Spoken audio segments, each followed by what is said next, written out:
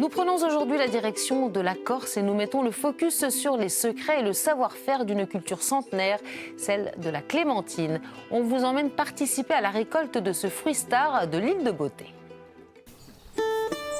Aux portes de l'hiver, un festival de couleurs envahit les vergers de l'est de l'île de Beauté. Gorgées de soleil toute l'année, les clémentines se parent de leurs robes orangées. Elles sont enfin mûres, prêtes à être récoltées. C'est une course contre la montre parce que le fruit est mûr seulement, on va dire, on a une fenêtre de tir de 2 mois. Et donc pendant 2 mois, tous les jours, on va ramasser environ 1 tonne. À 22 ans, Pierre-Marie Donati cultive le verger familial, planté par son grand-père dans les années 60. Les techniques sont restées les mêmes, la clémentine de Corse doit être ramassée à la main, toujours avec ses feuilles. Ça vient montrer aux clients que c'est un produit de qualité, qui est très frais et qui vient d'être cueilli. Si on voit qu'elle commence à se recroqueviller complètement, c'est qu'elle peut avoir déjà quelques jours. Cultivée par près de 200 producteurs, la clémentine corse fête cette année ses 100 ans. À l'origine importée d'Algérie, elle trouve aujourd'hui sur ses plaines un climat idéal entre mer et montagne. La mer, ça a un effet amortisseur. Quand il y a un petit peu de froid, la mer est toujours au plus bas à 13-14 degrés. Et donc, jamais ici, on ne gèle. Dès demain, ces clémentines vont être acheminées vers le continent par bateau. Mais en Corse, elles sont déjà là, vendues le long des routes, 2,85 € le kilo. C'est 2 fois moins cher que dans le reste de la France. Un bonheur pour ses clients. Vous pouvez en manger même 1 kilo si vous voulez. C'est du sucre naturel.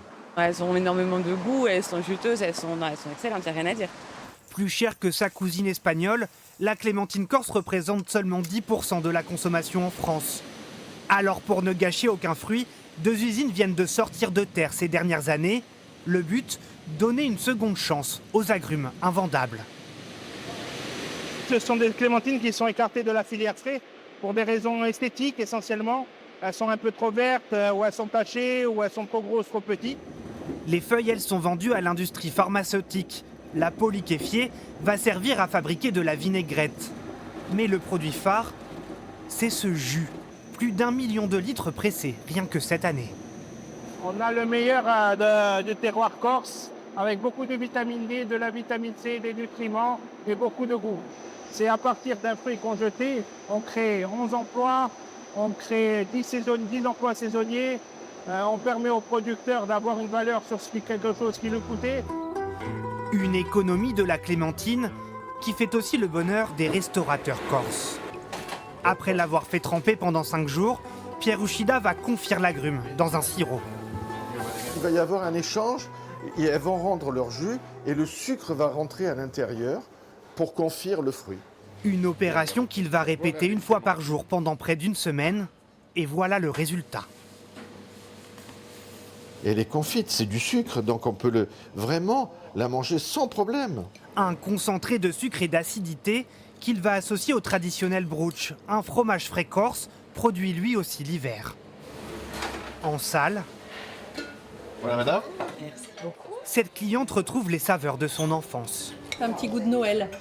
Donc c'est le début des festivités de Noël, de la fin d'année. La clémentine corse, un agrume à consommer sans modération et surtout sans attendre. La récolte doit se terminer au mois de janvier. La clémentine de Corse, un produit de saison donc, et qui, vous venez de l'entendre, fête cette année ses 100 ans. Elle est petite mais résistante. Malgré les aléas climatiques et une production qui s'annonce en léger recul, la filière est plutôt confiante car c'est entendu, la clémentine et la Corse, c'est une affaire qui roule. Pourquoi ? Comment ? Voici quelques explications avec Jean-Paul Mancel, il est producteur. Nous avons une clémentine, la fine de Corse, qui est très adaptée à notre climat et à nos sols. Donc, la spécificité, c'est que c'est toujours la même clémentine qui est proposée aux consommateurs. Donc, c'est très important parce que nous n'avons pas une multitude de variétés, contrairement aux d'autres origines. Là, quand vous achetez une clémentine de Corse, vous êtes sûr que vous avez un goût, un jus, un sucre, une acidité qui est garantie et contrôlée.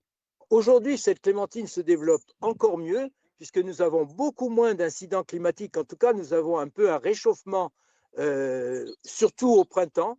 Ce qui fait que nous avons amélioré et stabilisé nos productions. Avant, nous finissions mi-janvier, les clémentines, alors que maintenant, nous finissons entre Noël et Jour de l'An. Il y a un décalage de 15 jours, mais pour l'instant, nous sommes toujours présents sur les étals pour la Noël. C'est quand même important, 100 ans de production. On s'aperçoit que c'est un produit, en effet, qui représente bien la Corse. Donc, ça affirme notre IGP. Et ce n'est pas demain que d'autres régions en France auront 100 ans de production. Donc, on en est fiers et c'est pour ça qu'il faut le développer et le promouvoir. Et à l'instar de Jean-Paul Mancel, la Corse compte plus de 200 producteurs. Certains organisent des visites de leurs exploitations. Alors, si vous êtes de passage sur l'île de Beauté en ce moment et que vous êtes à la recherche d'une activité, n'hésitez pas à aller vous immerger un moment dans la culture de ce joli fruit. C'est intéressant, c'est beau et ça sent bon. Attention cependant, il faut réserver sa visite en amont. Et puis, si vous aimez cuisiner, la clémentine corse pourrait vous étonner. Épluchage facile, peu ou pas de pépins, un jus riche et parfumé, elle cumule tous les atouts et vous promet des recettes savoureuses, sucrées comme salées, à l'image de celles qui défilent derrière moi. Des recettes à découvrir notamment sur le site clémentinedecorse.fr. Voilà, ça donne l'eau à la bouche tout ça. Alors j'en profite pour vous souhaiter bon appétit si vous êtes à table. Et puis vous le savez, chaque jour, nous vous emmenons un peu plus loin. Aujourd'hui, un site corse exceptionnel, Aléria, sur la côte orientale de l'île de Beauté. Cette cité antique fut en son temps une ville resplendissante. En témoignent les vestiges de son amphithéâtre, ses thermes et sa nécropole. Très belle journée à vous sur notre antenne.